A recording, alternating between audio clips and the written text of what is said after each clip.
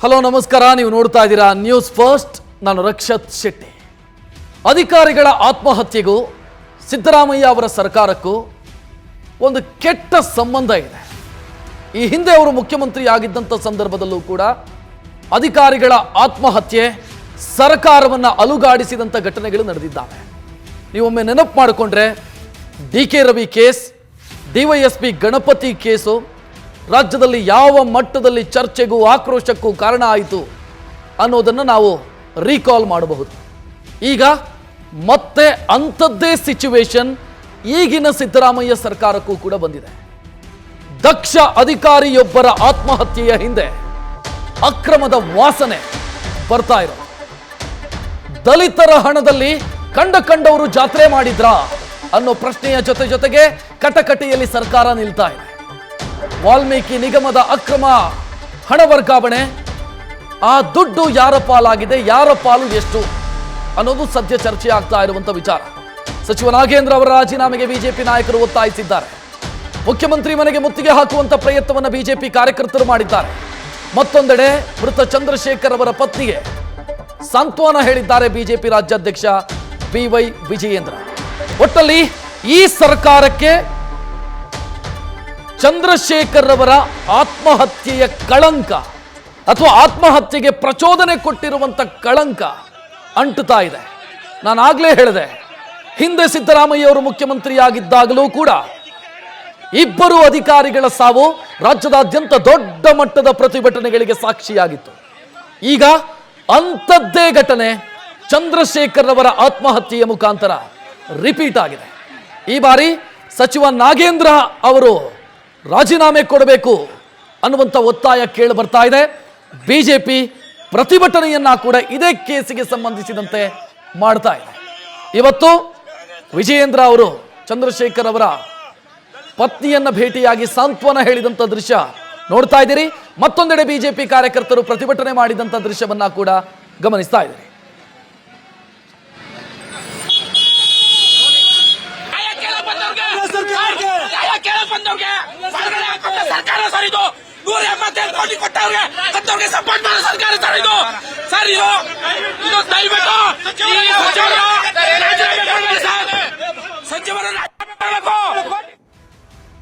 ಅಧಿಕಾರಿಯೊಬ್ಬರ ಆತ್ಮಹತ್ಯೆ ಕೇಸು ಸರ್ಕಾರಕ್ಕೆ ಕನೆಕ್ಟ್ ಆಗ್ತಾ ಇರೋದು ಯಾಕೆ ಮತ್ತು ಹೇಗೆ? ಅದಕ್ಕೆ ಅಧಿಕಾರಿ ಚಂದ್ರಶೇಖರ್ ಅವರು ಬರೆದಿರುವಂತ ಡೆತ್ ನೋಟ್ನಲ್ಲಿ ಕ್ಲಿಯರ್ ಆದಂತ ಮೆನ್ಷನ್ ಇದೆ. ಒಮ್ಮೆ ಆ ಡೆತ್ ನೋಟ್ನ ಕಂಟೆಂಟ್ ಅನ್ನು ಗಮನಿಸ್ತಾ ಹೋಗೋಣ. ನಾವು ಏನು ಹೇಳಿದ್ದಾರೆ? ತಮ್ಮ ಮರಣ ಪೂರ್ವ ದಾಖಲೆ ಅಥವಾ ಮರಣ ಪೂರ್ವ ಹೇಳಿಕೆ ಡೆತ್ ನೋಟ್ ಮುಖಾಂತರ ಏನು ಕೊಟ್ಟಿದ್ದಾರೆ? ಅವರೇ ಬರೆದು 6 ಪೇಜಿನ ಒಂದು ಡೆತ್ ನೋಟ್ ಅನ್ನು ಬರೆದಿದ್ದಾರೆ. ಶಾಲಾ ಮಕ್ಕಳ ಆ ನೋಟ್ ಬುಕ್ ಅಲ್ಲಿ ಬರೆದಿರುವಂತ ಡೆತ್ ನೋಟ್ ಅದು. ಆ ಡೆತ್ ನೋಟ್ನ ಪ್ರತಿ ಪೇಜಿನ ಕೊನೆಗೆ ಅವರೇ ಸಿಗ್ನೇಚರ್ ಹಾಕಿದ್ದಾರೆ. ಅಂದ್ರೆ ಆ ಡೆತ್ ನೋಟನ್ನ ಅಫಿಷಿಯಲಿ ಕನ್ಫರ್ಮ್ ಮಾಡುವಂತ ಕೆಲಸ ಸಾಯೋದಕ್ಕಿಂತ ಮುಂಚಿತವಾಗಿ ಚಂದ್ರಶೇಖರ್ ಅವರು ಮಾಡಿದ್ದಾರೆ. ಈ ಡೆತ್ ನೋಟ್ ಇದು, ಅವರ ಕೈ ಬರಹದ ಡೆತ್ ನೋಟ್ ಅನ್ನು ನೋಡ್ತಾ ಇದ್ದೀರಿ. ಅದರ ಕಂಟೆಂಟ್ ಅನ್ನು ನಾನು ಹೇಳ್ತಾ ಹೋಗ್ತೀನಿ. ನಾನು ಆತ್ಮಹತ್ಯೆ ಮಾಡಿಕೊಳ್ಳೋದಕ್ಕೆ 3 ಕಾರಣ ಅನ್ನೋದು ಡೆತ್ ನೋಟ್ ನಲ್ಲಿ ಕ್ಲಿಯರ್ ಮೆನ್ಷನ್. ಯಾರೆಲ್ಲ? ನಂಬರ್ 1 JG ಪದ್ಮನಾಭ, ಅಂದ್ರೆ ವಾಲ್ಮೀಕಿ ನಿಗಮದ MD ಆಗಿದ್ದವರು, ಅವರನ್ನು ಈಗ ಸಸ್ಪೆಂಡ್ ಮಾಡಲಾಗಿದೆ. 2ನೇ ವ್ಯಕ್ತಿ ಪರಶುರಾಮ ದುರಗಣ್ಣನವರ್, ಇವರು ಯಾರು ಅಂತ ಕೇಳಿದ್ರೆ ಲೆಕ್ಕಾಧಿಕಾರಿ ವಾಲ್ಮೀಕಿ ನಿಗಮ. 3ನೇವರು ಸುಚಸ್ಮಿತಾ ರಾಹುಲ್, ಇವರು ಯಾರು ಅಂತಂದ್ರೆ ಯೂನಿಯನ್ ಬ್ಯಾಂಕ್ನ ಮುಖ್ಯ ವ್ಯವಸ್ಥಾಪಕಿ. ಸೊ ಈ 3 ನನ್ನ ಸಾವಿಗೆ ಕಾರಣ ಅನ್ನೋದನ್ನ ಕ್ಲಿಯರ್ ಆಗಿ ಚಂದ್ರಶೇಖರ್ ಅವರು ಮೆನ್ಷನ್ ಮಾಡಿದ್ದಾರೆ. ಮತ್ತು ಮುಂದುವರೆದು ಆ ಡೆತ್ ನೋಟಲ್ಲಿ ಕೆಲ ವಿಚಾರಗಳನ್ನ ಉಲ್ಲೇಖ ಮಾಡ್ತಾ ಹೋಗ್ತಾರೆ. ಯಾಕೆ ಅನ್ನೋದು, ಅಂದ್ರೆ ಈ 3 ಯಾಕೆ ನನ್ನ ಸಾವಿಗೆ ಕಾರಣ ಅನ್ನೋದನ್ನ ಅನಂತರ ಅವರು ಬರೀತಾರೆ. ಬ್ಯಾಂಕ್ನ ವಸಂತ ನಗರದಲ್ಲಿ ನಮ್ಮ ವಾಲ್ಮೀಕಿ ನಿಗಮದ್ದೊಂದು ಖಾತೆ ಇತ್ತು. ಆ ಖಾತೆಯನ್ನು MG ರಸ್ತೆಯ ಬ್ಯಾಂಕ್ ಖಾತೆ ಅಥವಾ ಬ್ರಾಂಚ್ಗೆ ಟ್ರಾನ್ಸ್ಫರ್ ಮಾಡೋದಕ್ಕೆ ಸೂಚನೆ ಸಿಕ್ತು ನಮಗೆ. ಯಾರಿಂದ? ಮೌಖಿಕ ಸೂಚನೆ ಕೊಟ್ಟಿದ್ದು ಸಚಿವ ನಾಗೇಂದ್ರ ಅಂತ ಚಂದ್ರಶೇಖರ್ ಹೇಳ್ತಾರೆ. ಅಂದರೆ ಸಂಬಂಧಪಟ್ಟ ಇಲಾಖೆಯ ಸಚಿವರ ಮೌಖಿಕ ಸೂಚನೆಯ ಅನ್ವಯ ಮಾರ್ಚ್ 4ನೇ ತಾರೀಕು ಖಾತೆ ವರ್ಗಾವಣೆಯಾಗಿದೆ. ಕಾಂಗ್ರೆಸ್ನವರು ಹೇಳ್ಕೊಳ್ತಾರೆ ಇದು ಚುನಾವಣಾ ನೀತಿ ಸಂಹಿತೆ ಇದ್ದಾಗ ಆಗಿರುವಂಥ ಘಟನೆ ಅಂತ. ನೋ, ಮಾರ್ಚ್ 4ನೇ ತಾರೀಕು ಯಾವ ನೀತಿ ಸಂಹಿತೆಯೂ ಕೂಡ ರಾಜ್ಯದಲ್ಲಿ ಇರಲಿಲ್ಲ. ಬಿಕಾಸ್ ಅಲ್ಲೇ ಎಲೆಕ್ಷನ್ ಅನೌನ್ಸ್ ಆಗಿದ್ದ 16ನೇ ತಾರೀಕು. ಮಾರ್ಚ್ 4ನೇ ತಾರೀಕು ಖಾತೆ ವರ್ಗಾವಣೆ ಮಾಡಲಾಯಿತು. ಆ ನಂತರ ಆ ಖಾತೆಗೆ, ಹೊಸ ಖಾತೆಗೆ ನಿಗಮಕ್ಕೆ ಸೇರಿದಂಥ 187 ಕೋಟಿ ರೂಪಾಯಿ ದುಡ್ಡನ್ನು ಹಂತ ಹಂತವಾಗಿ ಹೊಸ ಖಾತೆಗೆ ವರ್ಗಾವಣೆ ಮಾಡಲಾಯಿತು. ಅಂದರೆ MG ರೋಡ್ನ ಖಾತೆಗೆ. ಆದರೆ ಅದರ ಚೆಕ್ ಬುಕ್ ಮತ್ತು ಪಾಸ್ಬುಕ್ ಅನ್ನು ನಾನು ಪಡ್ಕೊಂಡಿರಲಿಲ್ಲ ಅಂತ ಚಂದ್ರಶೇಖರ್ ಅವರು ಹೇಳ್ತಾರೆ. ಅವ್ರ ಅಕೌಂಟ್ ಸೂಪರಿಡೆಂಟ್ ಅವ್ರು ಹೇಳ್ತಾರೆ ಡೆತ್ ನೋಟಲ್ಲಿ, ನಾನು ಅದರ ಚೆಕ್ ಬುಕ್ ಮತ್ತು ಪಾಸ್ಬುಕ್ ಅನ್ನು ಪಡ್ಕೊಂಡಿರಲಿಲ್ಲ. ಅದಕ್ಕೆ ಅವ್ರು ಕಾರಣ ಬರೀತಾರೆ, ನಮಗೆ ಯಾವುದೇ ರೀತಿಯಲ್ಲಿ ದುಡ್ಡನ್ನು ನಗದು ಮಾಡಬೇಕಾದಂಥ ಅನಿವಾರ್ಯತೆ ಇಲ್ಲದೇ ಇದ್ದಿದ್ದರಿಂದ ಚೆಕ್ ಬುಕ್ ಮತ್ತು ಪಾಸ್ಬುಕ್ನ ಅನಿವಾರ್ಯತೆ ಆ ಸಂದರ್ಭದಲ್ಲಿ ಇರಲಿಲ್ಲ. ಅಂದರೆ ಮಾರ್ಚ್ ಮೊದಲ ವಾರದಲ್ಲಿ ಇರಲಿಲ್ಲ. ಆ ಕಾರಣಕ್ಕಾಗಿ ಚೆಕ್ ಬುಕ್ ಪಾಸ್ಬುಕ್ ನಾನು ನನ್ನ ಕೆಲಸದ ಒತ್ತಡದ ಕಾರಣಕ್ಕಾಗಿ ಪಡ್ಕೊಂಡಿರಲಿಲ್ಲ ಅಂತ ಅಕೌಂಟ್ ಸೂಪರಿಡೆಂಟ್ ಚಂದ್ರಶೇಖರ್ ಹೇಳ್ತಾರೆ. ಆ ನಂತರದ್ದೇ ಬಹಳ ಆಘಾತಕಾರಿ ಅನಿಸೋದು. ಆದರೆ ಆ ಖಾತೆಯಿಂದ without cheque book, without passbook ದುಡ್ಡು ಡ್ರಾ ಆಗಿದೆ. ಯಾರ ಹೆಸರಲ್ಲಿ? MD ಅವರ ಹೆಸರನ್ನು ಈಗಾಗಲೇ ನೀವು ನೋಡಿದ್ರಿ, ಡೆತ್ ನೋಟ್ನ ಮೊದಲ ಪೇಜ್ನಲ್ಲೇ ಇದೆ. MD ಮತ್ತು ಲೆಕ್ಕಾಧಿಕಾರಿಯ ಹೆಸರಲ್ಲಿ ಅವರ ಸಿಗ್ನೇಚರ್ ಹಾಕಿ ದುಡ್ಡನ್ನು ನಗದೀಕರಣ ಮಾಡಲಾಗಿದೆ ಅಥವಾ ಟ್ರಾನ್ಸ್ಫರ್ ಮಾಡಲಾಗಿದೆ. ಸೊ ಇಲ್ಲಿ ನಿಗಮದ ಖಾತೆಯಿಂದ ಬೇರೆ ಬೇರೆ ಅಕೌಂಟ್ಗಳಿಗೆ ದುಡ್ಡು ಟ್ರಾನ್ಸ್ಫರ್ ಆಗಿದೆ. ಈ ವಿಚಾರ ಗಮನಕ್ಕೆ ಬಂದಾಗ ನಾನು ಅಂದರೆ ಚಂದ್ರಶೇಖರ್ ಬ್ಯಾಂಕಿಗೆ ಹೋಗಿದ್ದಾರೆ. ಬ್ಯಾಂಕಿನ ರೀಜನಲ್ ಹೆಡ್ಗೆ ದೂರನ್ನು ಕೂಡ ಕೊಟ್ಟಿದ್ದಾರೆ. ಹಿಂಗಾಗಿದೆ, ಟ್ರಾನ್ಸ್ಫರ್ ಆಗಿದೆ, ನಮ್ಮ ನಿಗಮದ ಅಕೌಂಟಿಂದ ದುಡ್ಡು ಟ್ರಾನ್ಸ್ಫರ್ ಆಗಿದೆ ಬೇರೆ ಬೇರೆ ಖಾತೆಗಳಿಗೆ ಅಂತ ದೂರು ಕೊಟ್ಟಿದ್ದಾರೆ. ಆ ನಂತರ ಸಂಬಂಧಪಟ್ಟಂಥ ಸಚಿವರು ಅಂದರೆ ನಾಗೇಂದ್ರ ಅವರ ಸಚಿವರ ಕಚೇರಿ ಸಿಬ್ಬಂದಿ ನಾಗರಾಜ್ ಅವರಿಗೆ ಮಾಹಿತಿಯನ್ನ ಕೂಡ ಕೊಟ್ಟಿದ್ದಾರೆ. ಇದೇ ಚಂದ್ರಶೇಖರ್, ನಮ್ಮ ನಿಗಮದಲ್ಲಿ ಹಿಂಗಾಗಿದೆ, ಯಾರೋ ದುಡ್ಡನ್ನು ಟ್ರಾನ್ಸ್ಫರ್ ಮಾಡಿದ್ದಾರೆ, ಸಿಗ್ನೇಚರು MD ಮತ್ತು ಲೆಕ್ಕಾಧಿಕಾರಿಯ ಸಿಗ್ನೇಚರನ್ನು ದುರ್ಬಳಕೆ ಮಾಡಿಕೊಂಡು ದುಡ್ಡು ಟ್ರಾನ್ಸ್ಫರ್ ಮಾಡಿದ್ದಾರೆ ಅಂತ ಅವ್ರು ಕಂಪ್ಲೇಂಟ್ ಕೊಟ್ಟಿದ್ದಾರೆ. ಅದನ್ನು ಸಚಿವರ ಗಮನಕ್ಕೂ ಕೂಡ ತರಲಾಗಿದೆ ಅಥವಾ ಸಚಿವರ ಕಚೇರಿಗೂ ಕೂಡ ತರಲಾಗಿದೆ. 23/5/2024 ಅಂದರೆ ಮಾರ್ಚಲ್ಲಿ ಅಕೌಂಟ್ ಓಪನ್ ಆಯಿತು. ಆ ಮಧ್ಯದಲ್ಲಿ ದುಡ್ಡು ಟ್ರಾನ್ಸ್ಫರ್ ಆಗಿದೆ, ಅದು ಇವರ ಗಮನಕ್ಕೆ ಬಂದಿಲ್ಲ. ಅಥವಾ MD ಗಮನಕ್ಕೆ ಬಂದಿದ್ರೂ ಕೂಡ ಅವರು ಹೇಳಲಿಲ್ಲ, ಅಥವಾ MDಯೇ ದುಡ್ಡು ತೆಗೆದುಕೊಂಡಿರುವಂಥ ಸಾಧ್ಯತೆ ಗೊತ್ತಿಲ್ಲ. ಅದು ತನಿಖೆ ನಂತರ ಗೊತ್ತಾಗಬೇಕು. ಬಟ್ ಇಲ್ಲೊಂದು ಪ್ರಶ್ನೆ ಬರುತ್ತೆ, ಸಚಿವರ ಕಚೇರಿಯ ಗಮನಕ್ಕೆ ಚಂದ್ರಶೇಖರ್ ಅವರು ತರ್ತಾರೆ, ಹಿಂಗಾಗಿದೆ ಅನ್ನೋ ಗಮನಕ್ಕೆ ತರ್ತಾರೆ. ಆ ಸಂದರ್ಭದಲ್ಲಿ ಸಚಿವರ ಕಚೇರಿ ಏನು ಮಾಡಬೇಕಿತ್ತು? ಅಥವಾ ಸಚಿವರ ಆಪ್ತ ಸಹಾಯಕ ನಾಗರಾಜ್ ಅವರು ಏನು ಮಾಡಬೇಕಿತ್ತು? ಏನು ಕೇಸು ಕಂಪ್ಲೇಂಟ್ ಕೊಡಿ ಅಂತ ಸೂಚನೆ ಕೊಡಬೇಕಿತ್ತು. ಅವ್ರು ಏನು ಹೇಳ್ತಾರೆ ಅಂತಂದರೆ, ಈ ಘಟನೆಯನ್ನ ಗೌಪ್ಯವಾಗಿಡಿ, ಕಾನ್ಫಿಡೆನ್ಷಿಯಲ್ ಆಗಿರಲಿ, ಇದು ಹೊರಗೆ ಬರೋದು ಬೇಡ. ದುಡ್ಡೇನು ಟ್ರಾನ್ಸ್ಫರ್ ಆಗಿದೆ ಅದರ 5 ಕೋಟಿ ಇವತ್ತು ಸಂಜೆ ಒಳಗೆ ವಾಪಸ್ ಬರುತ್ತೆ, ಉಳಿದ ದುಡ್ಡು ಹಂತ ಹಂತವಾಗಿ ವಾಪಸ್ ಬರುತ್ತೆ ಅಂತ ನಾಗರಾಜ್ ಅವರು ಹೇಳ್ತಾರೆ. ಸೊ ಇದು ಬಹಳ ವಿಚಿತ್ರ ಅಂತ ಅನ್ಸೋದು. ನಿಗಮದಲ್ಲಾದಂಥ ಎಡವಟ್ಟನ್ನ ಅಥವಾ ಅಕ್ರಮವನ್ನ ಚಂದ್ರಶೇಖರ್ ಅವರು ನಾಗರಾಜ್ ಅವರ ಗಮನಕ್ಕೆ ತಂದಿದ್ದಾರೆ. ನಾಗರಾಜ್ ಹೇಳ್ತಾರೆ, ಇದನ್ನ ಗೌಪ್ಯವಾಗಿಡಿ, ಯಾರಿಗೂ ಹೇಳಬೇಡಿ, ವಾಪಸ್ ಬರುತ್ತೆ ದುಡ್ಡು ಅಂತ ಹೇಳ್ತಾರೆ. ಯಾಕೆ? ಸೊ ಇದು ಪ್ರಶ್ನೆ. ಸಚಿವರ ಆಪ್ತ ಸಹಾಯಕರಿಗೆ ಇದರಲ್ಲಿ ಇರುವಂಥ ಇಂಟ್ರೆಸ್ಟ್ ಏನು, ಆಸಕ್ತಿ ಏನು ಗೊತ್ತಿಲ್ಲ. ನಿಗಮದಲ್ಲಿ ಈ ರೀತಿ ಆಗಿದೆ ಅಂತಂದ್ರೆ ಕಂಪ್ಲೇಂಟ್ ಕೊಡಿ ಅನ್ನುವಂಥ ಸಲಹೆಯನ್ನ ಕೊಡಬೇಕಿದ್ದಂಥ ಸಚಿವರ ಕಚೇರಿ ಇಲ್ಲ ಅದನ್ನ ಗೌಪ್ಯವಾಗಿಡಿ ಅಂತ ಯಾಕೆ ಹೇಳುತ್ತೆ? ಸಮಥಿಂಗ್ ಫಿಶಿ ಅಂತ ಅನ್ಸೋದು ಇದಕ್ಕೆ. ಸೊ ನಾಗರಾಜ್ ಅವರ ಕೈವಾಡದ ಬಗ್ಗೆ ಪ್ರಶ್ನೆ ಹುಟ್ಟುತ್ತಾ ಇರೋದು ಅದೇ ಕಾರಣಕ್ಕಾಗಿ. ಸೊ ಎಲ್ಲವೂ ಕೂಡ ಚಂದ್ರಶೇಖರ್ ಅವರ ಡೆತ್ ನೋಟಲ್ಲಿ ಉಲ್ಲೇಖ ಆಗಿದೆ ಮತ್ತು ನನಗೂ ಇದಕ್ಕೂ ಸಂಬಂಧ ಇಲ್ಲ. ನನ್ನ ತಪ್ಪು ಏನು ಅಂತಂದ್ರೆ, ನಾನು ಚೆಕ್ ಬುಕ್ ಮತ್ತು ಪಾಸ್ಬುಕ್ ಅನ್ನು ತೆಗೆದುಕೊಳ್ಳದೇ ಇರೋದೇ ನನ್ನ ತಪ್ಪು, ಅಷ್ಟೇ ನಾನು ಮಾಡಿರೋದು ತಪ್ಪು, ಅದಕ್ಕೆ ನನ್ನ ಕೆಲಸದ ಒತ್ತಡ ಕಾರಣ ಅಂತ ಅವರು ನೇಣಿಗೆ ಶರಣಾಗಿದ್ದಾರೆ. ಇದಿಷ್ಟು ಅವರ ಡೆತ್ ನೋಟ್ನಲ್ಲಿ ಇರುವಂಥ ವಿಚಾರ.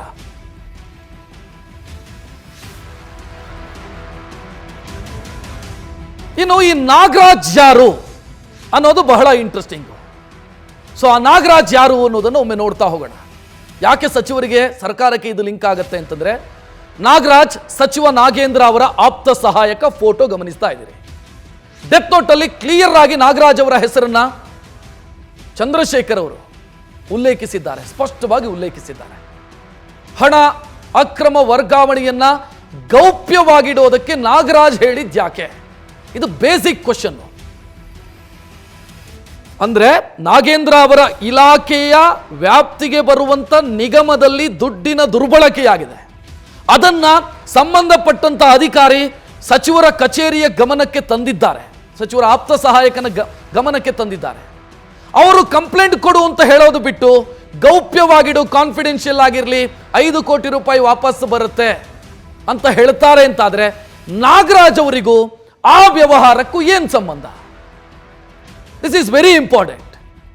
ನಿಗಮದ ಆರ್ಥಿಕ ಅವ್ಯವಹಾರದಲ್ಲಿ ನಾಗರಾಜ್ಗೆ ಏನ್ ಸಂಬಂಧ? ಅವ್ರು ಯಾಕೆ ಕಡ್ಡಿಯಲ್ಲಾಡಿಸ್ತಾ ಇದ್ದಾರೆ ಇಲ್ಲಿ? ಸೊ ಇದು ಬಹಳ ಸಕಾಲಿಕ ಮತ್ತು ಸೂಕ್ತ ಪ್ರಶ್ನೆ. ಕೋಟಿ ಕೋಟಿ ಹಣ ವರ್ಗಾವಣೆಯಲ್ಲಿ ನಾಗರಾಜ್ ಅವರಿಗೆ ಇರುವಂತ ಲಿಂಕ್ ಏನು? ಸಚಿವರ ಆಪ್ತರಾದಂತ ನಾಗರಾಜ್ ಅವರಿಗೂ ಆ ನಿಗಮದಲ್ಲಾಗಿರುವಂತ ಅವ್ಯವಹಾರಕ್ಕೂ ಏನ್ ಸಂಬಂಧ ಅನ್ನೋದೇ ಬೇಸಿಕ್ ಪ್ರಶ್ನೆ. ಇಲ್ಲಾಂತಂದ್ರೆ ಗೌಪ್ಯವಾಗಿಡು, 5 ಕೋಟಿ ಸಂಜೆ ಹೊತ್ತಿಗೆ ಬರುತ್ತೆ ಅಂತಂದ್ರೆ ಇವರು ತೆಗೆದುಕೊಂಡಿದಾರ? ಅಥವಾ ಇವರಿಗೆ ಗೊತ್ತಿದ್ದು ದುಡ್ಡು ಟ್ರಾನ್ಸ್ಫರ್ ಆಗಿದೆಯಾ? ಸಚಿವರಿಗೆ ಗೊತ್ತಿತ್ತು ದುಡ್ಡು ಟ್ರಾನ್ಸ್ಫರ್ ಆಗಿದೆಯಾ? ಇಲ್ಲ ಅಂತಂದ್ರೆ 5 ಕೋಟಿ ವಾಪಸ್ ಬರುತ್ತೆ ಅಂತ ಇವರಿಗೆ ಹೆಂಗ್ ಗೊತ್ತು? ಸೊ ಇದು ಬಹಳ ಪ್ರಮುಖವಾದಂಥ ಪ್ರಶ್ನೆ ಆಗುತ್ತೆ. ಇನ್ನು ನಾಗರಾಜ್ ಅವರ ಹೆಸರನ್ನು ಉಲ್ಲೇಖಿಸಿದ್ರು ಅಂತ ನಾನು ಹೇಳಿದೆ ಡೆತ್ ನೋಟಲ್ಲಿ. ನೋಡ್ಬಿಡೋಣ, ಚಂದ್ರಶೇಖರ್ ಅವರು ಬರೆದಿರುವಂತಹ ಡೆತ್ ನೋಟ್ನಲ್ಲಿ ನಾಗರಾಜ್ ಅವರ ಹೆಸರನ್ನ ಉಲ್ಲೇಖಿಸಿದ್ದಾರೆ ಅನ್ನೋ ಡೀಟೇಲ್ ನಿಮ್ಮ ಮುಂದೆ ಇಡ್ತಾ ಇದ್ದೀವಿ. ಎಸ್, ಇಲ್ಲಿ ನಾಗರಾಜ್ ಅವರ ಹೆಸರನ್ನ ಉಲ್ಲೇಖಿಸಿರೋದನ್ನ ನೀವು ಸ್ಪಷ್ಟವಾಗಿ ನೋಡಬಹುದು ಟಿವಿ ಸ್ಕ್ರೀನ್ನ ಮೇಲೆ. ಯಾಕಂತಂದ್ರೆ ನಾಗರಾಜ್ ಯಾರು ಮತ್ತು ಅವರ ಹೆಸರು ಡೆತ್ ನೋಟಲ್ಲಿ ಉಲ್ಲೇಖ ಆಗಿರೋದು ಕ್ಲಿಯರ್ ಆಗಿ ನೋಡ್ತಾ ಇದ್ದೀವಿ.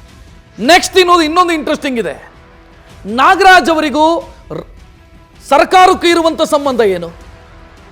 ಇದನ್ನು ಕೂಡ ನೋಡಬೇಕಾಗತ್ತೆ. ಅದಕ್ಕೊಂದಿಷ್ಟು ಫೋಟೋಗಳನ್ನು ನಾವು ನಿಮ್ಮ ಮುಂದೆ ಇಡ್ತಾ ಇದ್ದೀವಿ. ನೋಡ್ತಾ ಇದ್ದೀರಿ ಯಾರ್ಯಾರ ಜೊತೆಗೆ ನಾಗರಾಜ್ ಇದ್ದಾರೆ ಅನ್ನೋದನ್ನ.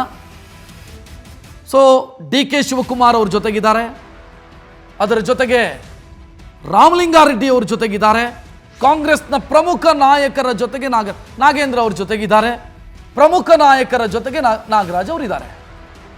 ಸೊ ಇದು ಅದೇ ಕಾರಣಕ್ಕಾಗಿ ಈಗ ಸರ್ಕಾರ ಕಟಕಟಿಯಲ್ಲಿ ನಿಲ್ತಾ ಇರೋದು. ಸರ್ಕಾರ ಉತ್ತರಿಸಬೇಕಾಗಿರೋದು ಇದೇ ಕಾರಣಕ್ಕಾಗಿ.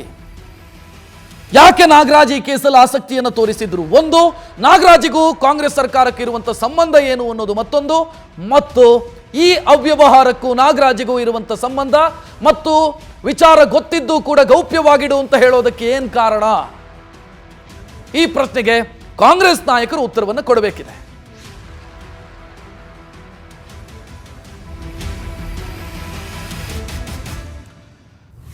ಇನ್ನು ಬಿಜೆಪಿ ಈ ಕೇಸ್ನಲ್ಲಿ ಒಂದಿಷ್ಟು ಆರೋಪವನ್ನು ಮಾಡ್ತಾ ಇದೆ. ವಿಪಕ್ಷವಾಗಿ ಬಿಜೆಪಿ ಮಾಡ್ತಾ ಇರುವಂತಹ ಆರೋಪಗಳೇನು ನೋಡ್ಬಿಡೋಣ. ಈ ದುಡ್ಡು ಟ್ರಾನ್ಸ್ಫರ್ ಆಗೋದಕ್ಕೆ ನಾಗೇಂದ್ರ ಅವರೇ ಕಾರಣ ಅಂತ ಬಿಜೆಪಿ ನೇರವಾದಂಥ ಆರೋಪವನ್ನು ಮಾಡ್ತಾ ಇದೆ. ಅಕ್ರಮ ಹಣ ವರ್ಗಾವಣೆಗೆ ನಾಗೇಂದ್ರ ಅವರೇ ಪ್ರಚೋದನೆ ಕೊಟ್ಟಿರೋದು ಅಥವಾ ಅವರ ಸೂಚನೆಯಂತೆ ದುಡ್ಡು ವರ್ಗಾವಣೆಯಾಗಿದೆ ಅಂತ ಹೇಳ್ತಾರೆ. ಬಿಜೆಪಿ ನಾಯಕರು ಇನ್ನೊಂದು ಸಾಧ್ಯತೆಯನ್ನು ಹೇಳ್ತಾರೆ. ನಿಗಮದ ದುಡ್ಡನ್ನ 187 ಕೋಟಿ ದುಡ್ಡನ್ನ ಟ್ರಾನ್ಸ್ಫರ್ ಮಾಡಿ ಶೇರ್ ಮಾರ್ಕೆಟ್ ಅಲ್ಲಿ ಇನ್ವೆಸ್ಟ್ ಮಾಡಿದ್ದಾರೆ. ಬೇರೆ ಬೇರೆ ಕಂಪನಿಗಳಿಗೆ ಟ್ರಾನ್ಸ್ಫರ್ ಆಗಿದೆ. ತೆಲಂಗಾಣದ ಕೆಲ ಕಂಪನಿಗಳಿಗೆ ಹಣ ವರ್ಗಾವಣೆ ಮಾಡಲಾಗಿದೆ. ಅವ್ಯವಹಾರದ ಮಾಡಿ ನಿಗಮದ ಹಣವನ್ನು ಬೇರೆ ಕಡೆಗೆ ವರ್ಗಾಯಿಸಲಾಗಿದೆ. ಪ್ರಶ್ನೆ ಇರೋದು, ಪರಿಶಿಷ್ಟ ಪಂಗಡದ ಅಭಿವೃದ್ಧಿಗಾಗಿ ವಿನಿಯೋಗವಾಗಬೇಕಾಗಿರುವಂಥ ದುಡ್ಡು, ಅಂದರೆ ದಲಿತರ ಅಭಿವೃದ್ಧಿಗೆ ಬಳಕೆಯಾಗಬೇಕಾಗಿರುವಂಥ ದುಡ್ಡು, ಅದನ್ನು ಯಾರೋ ಎಂಕಶೀನ ನಾನಿ 4 ಜನ ಕೂತ್ಕೊಂಡು ಎಲ್ಲೆಲ್ಲಿಗೋ ಟ್ರಾನ್ಸ್ಫರ್ ಮಾಡ್ತಾರೆ ಅಂತಂದರೆ ದುಡ್ಡೇನು ಇವ್ರ ಅಪ್ಪನ ಮನೆಯದ? ಸೊ ಈ ಪ್ರಶ್ನೆ ಸಹಜವಾಗಿ ಮೂಡುತ್ತೆ ತಾನೆ. ಯಾರ ಮನೆಯ ದುಡ್ಡು? ಸರ್ಕಾರದ ದುಡ್ಡನ್ನ ತನಗೆ ಬೇಕಾದ ರೀತಿಯಲ್ಲಿ ಯಾರ್ಯಾರಿಗೋ ಟ್ರಾನ್ಸ್ಫರ್ ಮಾಡ್ತಾರೆ ಅಂತಂದ್ರೆ ಅದಕ್ಕೆ ಉತ್ತರ ಸರ್ಕಾರ ಕೊಡಬೇಕು ತಾನೆ. ಸಿಎಂ ತಕ್ಷಣ ಸಚಿವ ನಾಗೇಂದ್ರ ಅವರನ್ನ ಸಂಪುಟದಿಂದ ಕೈ ಬಿಡ್ಲಿ ಅಂತ ಬಿಜೆಪಿ ಆಗ್ರಹಿಸ್ತಾ ಇದೆ. ಬಿಜೆಪಿಯ ಪ್ರಮುಖ ನಾಯಕರು ಮಾತನಾಡಿದ್ದಾರೆ. R Ashok, C T. ರವಿ, ಗೋವಿಂದ ಕಾರಜೋಳ. ನೋಡೋಣ. ಇದನ್ನು ಕೂಡ ಬೇರೆ ಅಕೌಂಟ್ಗೆ ಟ್ರಾನ್ಸ್ಫರ್ ಮಾಡಿ, ಈಗ ಹೆಂಗೂ ಶೇರ್ ಬಜಾರ್ ಬಿದ್ದೋಗಿದೆ, ಈ ಶೇರ್ ಬಜಾರಲ್ಲಿ ಹಾಕಿ ಇನ್ನು 3 ತಿಂಗಳಲ್ಲಿ ಶೇರ್ ಬಜಾರ್ ರೈಸ್ ಆಗುತ್ತೆ. ಯಾಕಂದ್ರೆ ಪಾರ್ಲಿಮೆಂಟ್ ಚುನಾವಣೆ ಆದ್ಮೇಲೆ ಶೇರ್ ಬಜಾರ್ ಹೋಗ್ತೈತಲ್ಲ, ನಿಮ್ಗೂ ಗೊತ್ತಿದೆ. ಮೋದಿ ಪ್ರಧಾನಮಂತ್ರಿ ಆದ್ಮೇಲೆ ಹೋಗುತ್ತೆ. ಇದನ್ನ ಡಬಲ್ ಆಗ್ಬಿಡ್ತದೆ. 187 ಇರೋದನ್ನ ಅದನ್ನ 350 ಆಗ್ಬಿಡುತ್ತೆ. ಅಂದ್ರೆ 3 ತಿಂಗಳಲ್ಲಿ ಡಬಲ್ ಮಾಡ್ಕೊಬಹುದು. ಆ ಸ್ಕೀಮ್ ಇದು ಬೇರೆ ರಾಜ್ಯಕ್ಕೆ. ಆ ಡೆತ್ ನೋಟ್ ನಲ್ಲಿ ಚಂದ್ರಶೇಖರನ್ ಬರೆದಿರುವಂತ ಡೆತ್ ನೋಟ್ ಅಲ್ಲಿ ಎನ್ ನಾಗರಾಜ್ ಅನ್ನುವಂತ ಹೆಸರು ಉಲ್ಲೇಖ ಆಗಿದೆ. ಯಾರು ಎನ್ ನಾಗರಾಜ್? ನನಗಿರೋ ಮಾಹಿತಿ ಮತ್ತು ನನಗಿರುವಂತ ಮಾಹಿತಿ ಪ್ರಕಾರ ಅವರು ನಾಗೇಂದ್ರ ಅವರ ಬಿಸ್ನೆಸ್ ಪಾರ್ಟ್ನರ್. ಅವರು ಡಿ ಕೆ ಶಿವಕುಮಾರ್ ಅವರಿಗೆ ಪರಮಾಪ್ತ. ಒಂದೇ ಸ್ಪೆಷಲ್ ಫ್ಲೈಟ್ ನಲ್ಲಿ ಒಟ್ಟಿಗೆ ಹೋಗಿದ್ದಾರೆ. ಬ್ಯಾಂಕ್ ನೌಕರರ ಮೇಲೂ ಕೂಡ ನಿನ್ನೆ ದಿನ general manager ST corporation complaint ಮಾಡಿ FIR ಮಾಡಿಸಿದಾರ. ಬ್ಯಾಂಕು ಶೆಡ್ಯೂಲ್ಡ್ ಬ್ಯಾಂಕ್ ಇರೋದ್ರಿಂದ ಕೇಂದ್ರ ಸರ್ಕಾರದ ಹಣಕಾಸು ವ್ಯಾಪ್ತಿಗೆ ಬರ್ತವೆ. ಇವರಿಗೆ ಅದನ್ನು ತನಿಖೆ ಮಾಡಲಿಕ್ಕೆ COD ಅವ್ರಿಗೆ ಸಾಧ್ಯ ಆಗೋದಿಲ್ಲ. ಕೂಡಲೇ ಈ ಕೇಸನ್ನು CBIಗೆ ವರ್ಗಾವಣೆ ಮಾಡಬೇಕು ಮತ್ತು ಸಂಬಂಧಪಟ್ಟಂಥ ಸಚಿವರ ರಾಜೀನಾಮೆ ಪಡೆದು ನಿಷ್ಪಕ್ಷಪಾತವಾದಂಥ ತನಿಖೆಗೆ ಅನುವು ಮಾಡಿಕೊಟ್ಟು ಸಿದ್ದರಾಮಯ್ಯನವರು ಒಬ್ಬರು ಸಾಚ ಅನ್ನೋದನ್ನು ಸಾಬೀತುಪಡಿಸಬೇಕು ಅಂತ ಒತ್ತಾಯ ಮಾಡ್ತೀನಿ.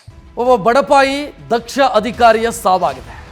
ಆತ್ಮಹತ್ಯೆಗೆ ಶರಣಾಗಿ ನನ್ನ ಸಾವಿಗೆ ಏನು ಕಾರಣ, ಯಾರ ಕಾರಣ ಅನ್ನೋದನ್ನು ಸ್ಪಷ್ಟವಾಗಿ ಉಲ್ಲೇಖಿಸಿದ್ದಾರೆ ಆ ಅಧಿಕಾರಿ. ಇದರ ಮಧ್ಯೆ ಕಾಂಗ್ರೆಸ್ನ ಟ್ವಿಟ್ಟರ್ ಹ್ಯಾಂಡಲ್ ಇದೆಯಲ್ಲ, ಲಜ್ಜೆಗೆಟ್ಟ ಸಮರ್ಥನೆಯನ್ನು ಮಾಡಿದೆ. ಐ ರಿಪೀಟ್, ಲಜ್ಜೆಗೆಟ್ಟ ಸಮರ್ಥನೆಯನ್ನು ಮಾಡಿದೆ. ಯಾಕೆಂತಂದರೆ ಹಣ ವರ್ಗಾವಣೆಯಲ್ಲಿ ಲೋಪ ಎಸಗಿದವರನ್ನು ಅಮಾನತು ಮಾಡಿದ್ದೀವಿ ಅಂತ ಕಾಂಗ್ರೆಸ್ ಕೊಡ್ತಾ ಇರುವಂಥ ಸಮರ್ಥನೆ. ಲೋಪ, ಅಕ್ರಮ ಅಲ್ಲ, ಲೋಪ ಎಸಗಿದವರನ್ನು ಅಮಾನತು ಅಂದರೆ ಕಂಡವರ ಅಕೌಂಟಿಗೆ ದುಡ್ಡನ್ನು ಟ್ರಾನ್ಸ್ಫರ್ ಮಾಡೋದಿದೆಯಲ್ಲ, ಇವ್ರ ಪ್ರಕಾರ ಅದು ಲೋಪ, ಅಕ್ರಮ ಅಲ್ಲ. ವ್ಯವಸ್ಥಾಪಕ ನಿರ್ದೇಶಕ ಮತ್ತು ಲೆಕ್ಕಾಧಿಕಾರಿಯನ್ನು ನಾವು ಅಮಾನತು ಮಾಡಿದ್ದೀವಿ, ತನಿಖೆ ನಡೀತಾ ಇದೆ, ತಪ್ಪಿತಸ್ಥರಿಗೆ ಕಠಿಣ ಶಿಕ್ಷೆ ಕೊಡೋದು ನಿಶ್ಚಿತ.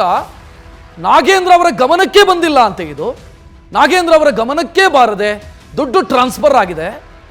ನಮ್ಮ ಸರ್ಕಾರ ಭ್ರಷ್ಟಾಚಾರದ ಬಗ್ಗೆ ಶೂನ್ಯ ಸಹನೆ, ಝೀರೋ ಟಾಲರೆನ್ಸ್ ಅನ್ನು ಹೊಂದಿದೆ. ಇನ್ನು ಬಿಜೆಪಿ ನಾಯಕರು ಸಚಿವರ ರಾಜೀನಾಮೆ ಕೇಳೋದು ಬಾಲಿಶತನ ಅಂತ ಕಾಂಗ್ರೆಸ್ ಹೇಳ್ಕೊಳ್ತಾ ಇದೆ. ಯಾವುದು ಬಾಲಿಶತನ? ಒಬ್ಬ ಸಚಿವನ ವಿರುದ್ಧ ಗಂಭೀರ ಆರೋಪ ಕೇಳಿಬಂದಾಗ ರಾಜೀನಾಮೆ ಕೊಡಿ ಅಂತ ಕೇಳೋದು ಬಾಲಿಶತನ ಅಂತಾದರೆ, ಈ ಕಾಂಗ್ರೆಸ್ ನಾಯಕರು ಹಾಗಿದ್ರೆ ಈ ಹಿಂದೆ ರಾಜೀನಾಮೆ ಕೇಳಿದ್ರಲ್ವಾ? ಈಶ್ವರಪ್ಪ ಅವರು ರಾಜೀನಾಮೆ ಕೇಳಿದ್ರು, ಅವ್ರ ಮೇಲೆ ಆರೋಪ ಬಂದಾಗ ರಾಜೀನಾಮೆ ಕೊಟ್ಟರು ಈಶ್ವರ, ಅದು ಬಾಲಿಶತನನ? ಆರಗ ಜ್ಞಾನೇಂದ್ರ ಅವರ ರಾಜೀನಾಮೆಯನ್ನು ಕೇಳಿದ್ರು, ಅದು ಬಾಲಿಶತನನ? ಯಡಿಯೂರಪ್ಪ ಅವರ ರಾಜೀನಾಮೆಯನ್ನು ಕೇಳಿದ್ರು, ಅದು ಬಾಲಿಶತನನ?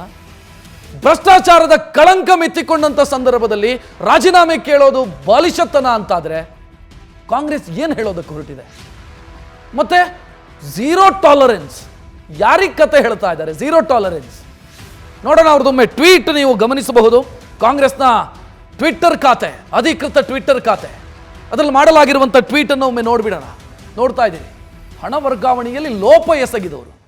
ಯಾವುದು ಲೋಪ? ಸಿಕ್ಕವರಿಗೆ ದುಡ್ಡು ಟ್ರಾನ್ಸ್ಫರ್ ಮಾಡೋದು ಲೋಪ. ಲೋಪ ಅಂತಂದ್ರೆ ಏನು? ಅಕ್ರಮನ ಇದು ಅಥವಾ ತಪ್ಪಾಗಿರೋದಾ? ಲೋಪ ಅಂತಂದ್ರೆ ಏನೋ ಕಣ್ತಪ್ಪಿನಿಂದ ಆಗಿರುವಂಥ ದೋಷ ಅಂತ, ಆ ರೀತಿನ ಇದು?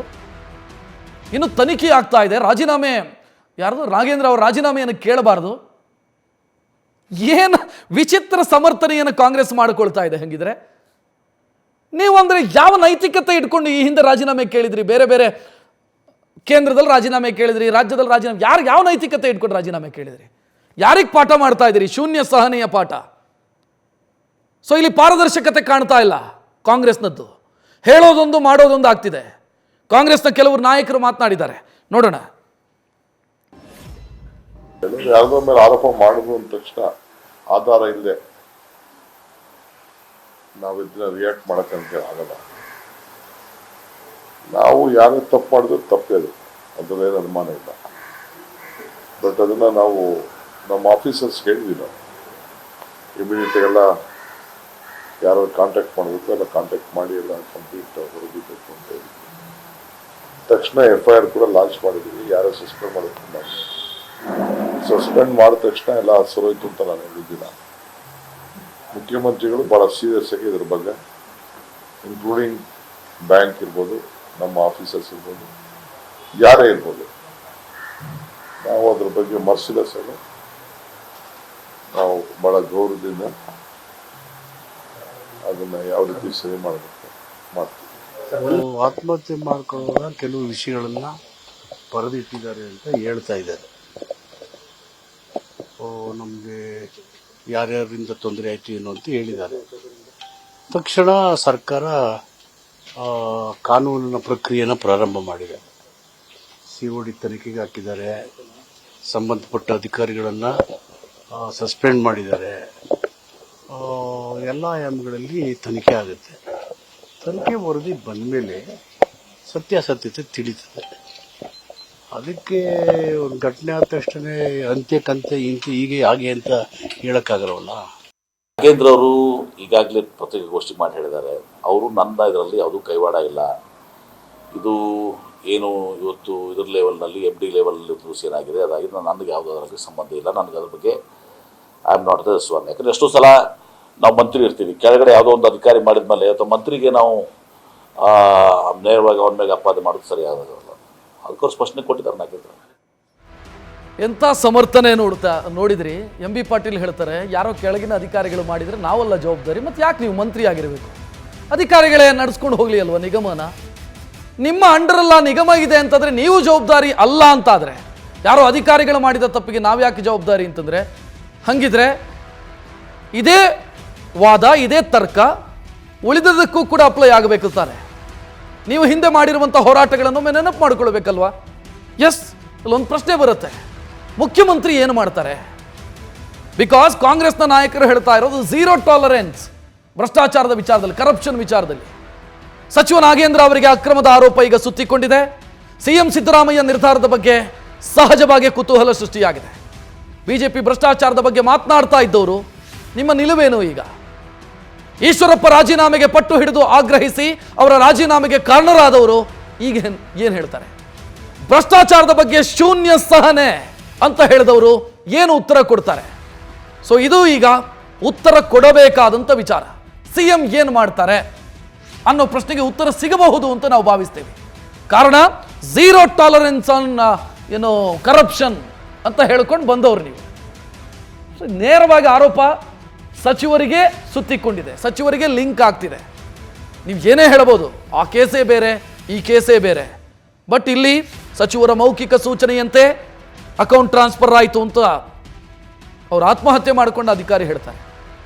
ಸಚಿವರ ಕಚೇರಿಗೆ ಮಾಹಿತಿ ಕೊಟ್ಟರೂ ಕೂಡ ಗೌಪ್ಯವಾಗಿಡಿ, ಯಾರಿಗೂ ಹೇಳಬೇಡಿ, ಕಾನ್ಫಿಡೆನ್ಷಿಯಲ್ ಆಗಿರಲಿ ಅಂತ ಸಚಿವರ ಕಚೇರಿ ಸಿಬ್ಬಂದಿ ಹೇಳಿದರು ನನಗೆ ನಾಗರಾಜ್ ಅಂತ ಮೃತಪಟ್ಟಂತವರು ಡೆತ್ ನೋಟ್ ಬರೆದಿರ್ತಾರೆ.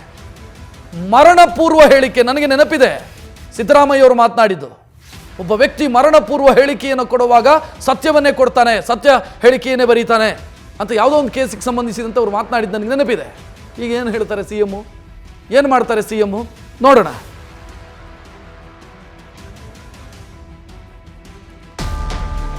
ಈಗೊಂದು ಅಪ್ಡೇಟ್ ಬರ್ತಾ ಇದೆ. ಸಚಿವ ನಾಗೇಂದ್ರ ರಾಜೀನಾಮೆ ನೀಡುವಂತ ಸಾಧ್ಯತೆ ಇದೆ ಅನ್ನೋದು. ಪ್ರಕರಣ ಮುಕ್ತಾಯವಾಗುವವರೆಗೂ ಕೂಡ ರಾಜೀನಾಮೆ ಕೊಡಬಹುದು ಅನ್ನುವಂಥ ಸಾಧ್ಯತೆ. ಒಂದು ವೇಳೆ ಆ ರೀತಿ ಮಾಡಿದರೆ ಈ ಸರ್ಕಾರ ಸರಿದಾರಿಯಲ್ಲಿದೆ ಅಂತ ಅರ್ಥ.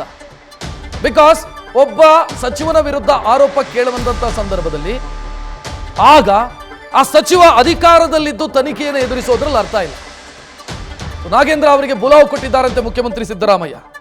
2013ರಲ್ಲಿ ಮೊದಲ ವಿಕೆಟ್ ಪತನ ಆಗಿದ್ದು ಆಗಿನ ಕ್ಯಾಬಿನೆಟ್ ಅಲ್ಲಿ ಸಂತೋಷ್ ಲಾಡ್ ಅವರದು ಮೊದಲ ವಿಕೆಟ್ ಪತನ. ಸೊ ಈಗ ಈ ಸರ್ಕಾರದ ಮೊದಲ ವಿಕೆಟ್ ಪತನದ ಹಂತಕ್ಕೆ ಬಂದು ತಲುಪಿದೆ ಅನ್ನುವಂಥ ಮಾಹಿತಿ. ನಾಗೇಂದ್ರ ಅವರ ರಾಜೀನಾಮೆ ಪಡ್ಕೊಳ್ಳುವಂಥ ಸಾಧ್ಯತೆ ಇದೆ ಅನ್ನೋ ಡೀಟೇಲ್ ಈಗ ಸಿಗ್ತಾ ಇದೆ. ನಾಗೇಂದ್ರ ಅವರನ್ನು ಕರೆದಿದ್ದಾರಂತೆ CM, ಅಂದರೆ ಕ್ಲಾರಿಫಿಕೇಶನ್ಗೋಸ್ಕರ. ಬಿಕಾಸ್ CM ಬಳಿ ಇದಕ್ಕೆ ಸಂಬಂಧಿಸಿದಂಥ ಎಡಿಷನಲ್ ಇನ್ಫಾರ್ಮೇಷನ್ ಖಂಡಿತವಾಗಿ ಇರುತ್ತೆ. ಯಾಕೆಂತಂದರೆ ಗುಪ್ತಚರ ಇಲಾಖೆ CM ಅಂಡರಿಗೆ ಬರುತ್ತೆ. ಮುಖ್ಯಮಂತ್ರಿ ಸಿದ್ದರಾಮಯ್ಯ ಅವರ ಅಂಡರ್ನಲ್ಲಿ ಗುಪ್ತಚರ ಇಲಾಖೆ ಇದೆ. ಏನಾಗಿದೆ ಅನ್ನೋದರ ಬಗ್ಗೆ ಇದಕ್ಕಿಂತಲೂ ಹೆಚ್ಚಿನದಾದಂಥ ಮಾಹಿತಿ, ಆ ಡೆತ್ ನೋಟಿನ ಆಚೆಗಿನ ಮಾಹಿತಿ CM ಬಳಿ ಇರಬಹುದು. ಸೊ ನಾಗೇಂದ್ರ ಅವರನ್ನು ಕರೆದಿದ್ದಾರೆ ಅನ್ನುವಂಥ ಮಾಹಿತಿ.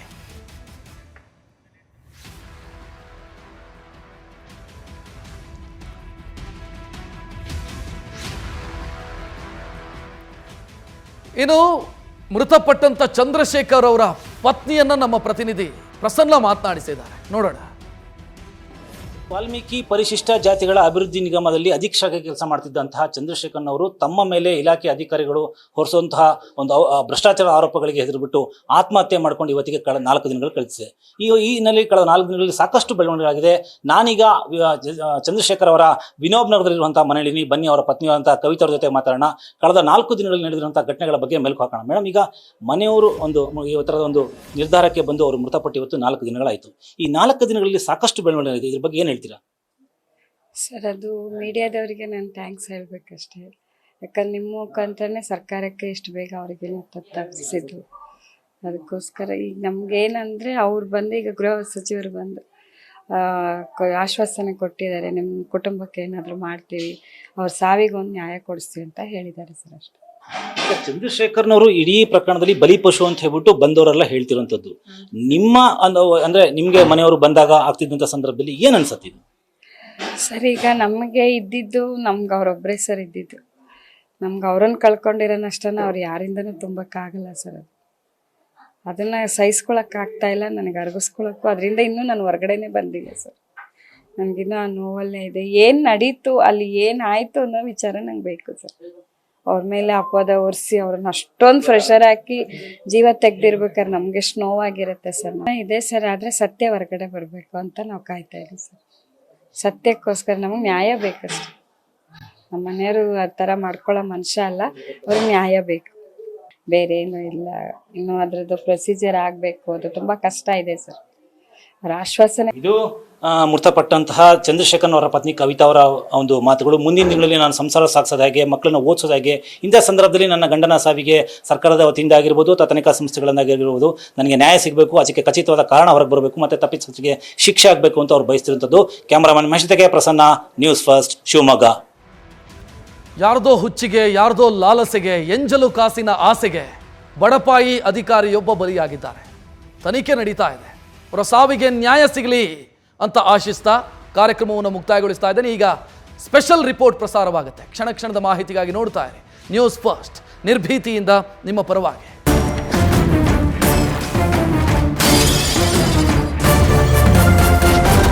ನ್ಯೂಸ್ ಫಸ್ಟ್, ನಿರ್ಭೀತಿಯಿಂದ ನಿಮ್ಮ ಪರವಾಗಿ.